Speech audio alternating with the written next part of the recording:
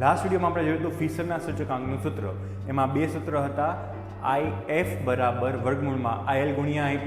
બીજું સૂત્ર હતું IF બરાબર વર્ગમૂળમાં sigma P1Q0 upon sigma P0Q0 ગુણ્યા સિગ્મા P1Q1 ના છેદમાં સિગ્મા P0Q1 વર્ગમૂળની 12 ગુણ્યા 100 કરવાના છે. આ વસ્તુ ખાસ ધ્યાન રાખજો. ઘણી વખત તમને એક્ઝામમાં એમ પણ પૂછાઈ શકે છે કે નીચે આપેલી માહિતી પરથી આદર્શ સૂચકાંક ગણો. હવે આદર્શ સૂચકાંક એટલે શું?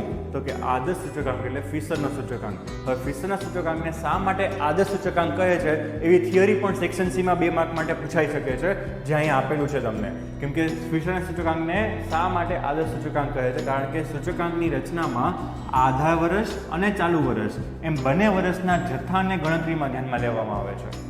લાસ્ટ પેરની અંદર તમે જોયું હશે તેમાં છેદમાં Q0 આવે છે એટલે આધા વર્ષને ધ્યાનમાં લે છે, જ્યારે પાસેના સૂત્રમાં Q1 લે છે એટલે કે ચાલુ વર્ષને ધ્યાનમાં લે છે.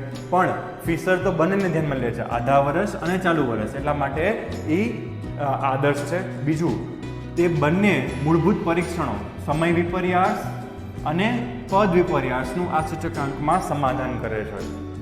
ત્રીજું છે, આ સૂચકાંકની ગણતરીમાં ગુણોત્તર મધ્યકનો ઉપયોગ થાય છે, જે સૂચકાંકની રચના માટે શ્રેષ્ઠ સરેરાશ છે.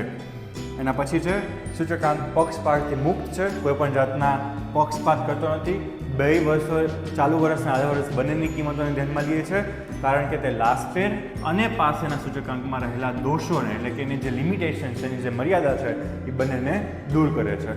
માટે ફિશરના સૂચકાંકને આદર્શ સૂચકાંક કહે છે. 2 માર્ક માટે સેક્શન સીમાં થિયરીમાં પણ પૂછાઈ શકે છે કે ફિશરના સૂચકાંકને આદર્શ સૂચકાંક શા માટે કહે છે.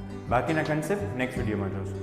If you want to see short videos of accounts, like statistics, go to the description and follow the link.